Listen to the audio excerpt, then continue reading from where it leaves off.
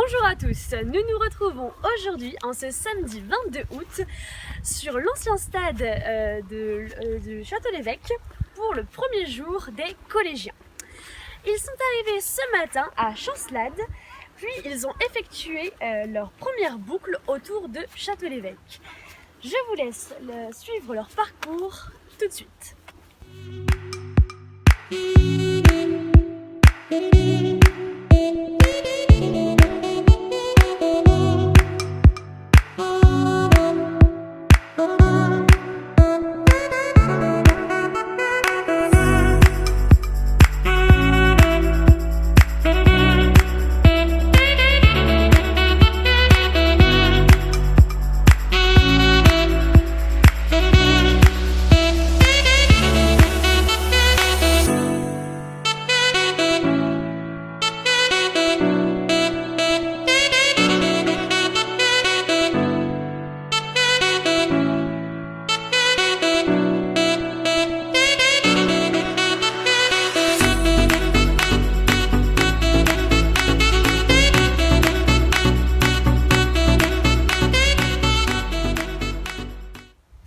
Comme nous l'avons dit tout à l'heure, aujourd'hui nous avons accueilli les collégiens à Chancelade.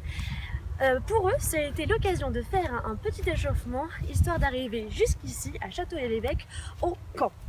Ils se sont ravitaillés ce midi et ont constitué leurs équipes pour la toute première fois. Ils sont partis cet après-midi pour leur première boucle qui commence avec une montée de 3 km. Je vous laisse découvrir les images de l'étape du jour.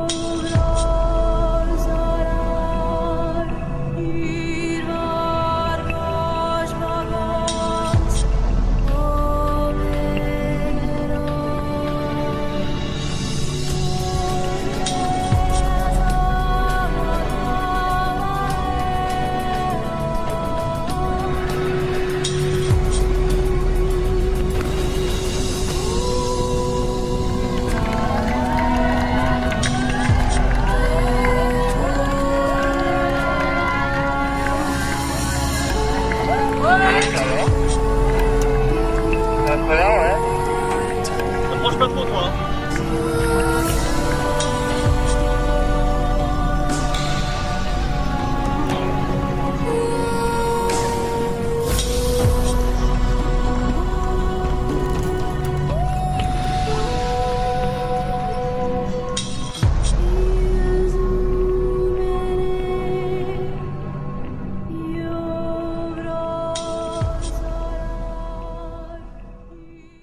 Comme nous pouvons le voir, le camp demande beaucoup d'organisation. Aussi, nous allons retrouver notre invité du jour, Caleb, qui est GG Technique. Notre invité est Caleb, il est TTV et GG Technique. Donc Caleb, en quoi consiste ton rôle au camp?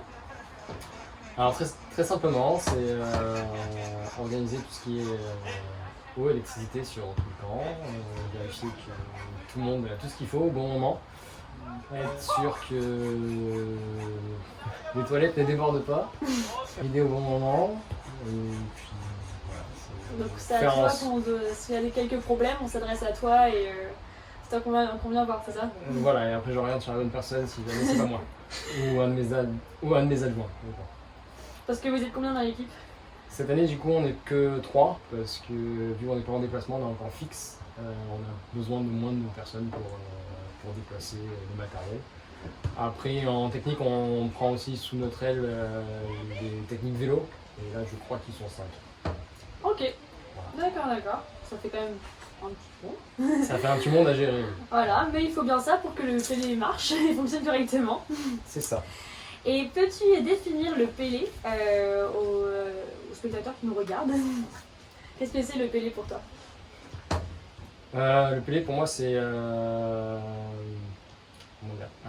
intergénérationnel, catholique, religieux, mais ça met tout le monde en fait au service de tout le monde. Et c'est ça qui est beau, c'est que même les personnes de 80 ou 90 ans qui viennent au Pélé depuis 10 ans sont toujours là et viennent toujours servir pour cette semaine, que ce soit en juillet ou en août. Et on a des enfants qui ont commencé en tant que collégiens et qui maintenant on commence à les retrouver en tant que staff, animateurs et même TTV. Donc c'est comme toi, Bah oui. Bon, ça va encore, je suis pas trop vieille, mais ça fait combien de temps toi que tu fais le Pélé? Du coup, moi ça fait 9 ans. J'ai pas fait la première année du coup.